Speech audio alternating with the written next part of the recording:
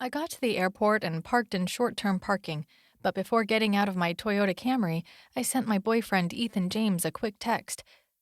I told him I'd meet him in the baggage claim by the taxi stand when he got off the plane. I added a bunch of smiley face emojis to show how excited I was. He was finally coming home. It seemed like forever since I had seen him. My name is Macie Mitchell. I recently graduated from law school and moved to Romero to start working as a practicing attorney. I met Ethan while I was in law school, and he was in grad school for finance. We broke up when I moved away after graduation, but we got back together after deciding we could weather a long-distance relationship. Since he now lived in Detroit, he was only a couple of hours away from Romero, and we normally saw each other every other weekend. Recently, though, he'd been in England for work, and with the time difference, I'd barely even talked to him in the 3 weeks he'd been gone. I missed him and looked forward to him being back, especially since it was almost Christmas, my favorite time of the year. I couldn't wait to spend it with Ethan. It would be our first Christmas together, and I had big plans to take him to meet my crazy family soon. This was a huge step for me, and most guys I dated never quite made it this far. So far in my dating experience, I'd honestly never been with someone who was worth the stress of taking home. I'd learned early on in my dating life not to subject my boyfriends to my family too early, or I would risk scaring them off. I love my brothers, but they can be intense. As for my mother, that is another story altogether. Intense doesn't even begin to describe her. It was the first time in my adult life I'd been so excited to spend the holidays with a boyfriend, and I was confident he would hold his own with my family. It would be a true test to determine if he was a keeper. If he wasn't strong enough to take my family, there was no future for him. The plan was to spend a few days in Romero, just the two of us, and then fly to see my family in Arizona.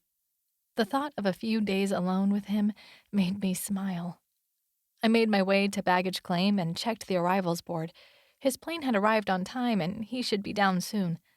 Inside, I was jumping up and down, but I refrained from actually doing that in front of everyone. Instead, I ducked into a bathroom to make sure my hair still looked sleek in the French twist I'd put it in. Ethan loved my hair that way. It took me forever to do it, but it was worth it.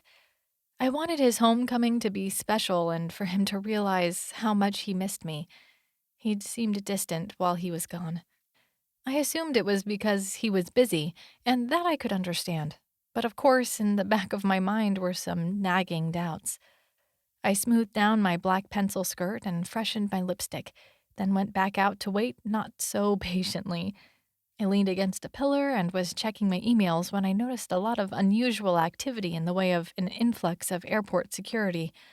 Unusual activity in an airport wasn't normally a good thing, so I looked around to see what the cause could be. I did a double take when I saw the flash of police lights from cars pulling up outside. Several cops rushed into the baggage claim area along with a bunch of suits, which, to my semi-trained eye, had to be FBI. FBI agents always had this certain look. Nothing bad, just official, all business. No smile, only serious, and always in the same nondescript black or navy suit.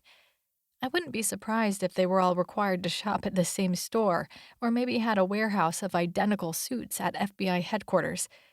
Even when I saw FBI agents in a non-serious situation, which in my line of work happened now and then, they always seemed so stoic. They seemed to be looking for someone, but it must not be someone who was a security threat, or they would have shut down the airport. What's taking him so long? I looked at my watch again. I didn't mind waiting. It wasn't like he could control the airlines, but his being late, along with this police activity, made me more than a little nervous. The doors separating the terminal and baggage claim areas opened with a loud whooshing sound. I looked up, expecting to see a group of travelers looking for their luggage, but instead, I saw more of Detroit's finest and some FBI agents walking someone out. As soon as I saw who it was, I felt dizzy, and my heart rate skyrocketed. It was Ethan, and he was in handcuffs.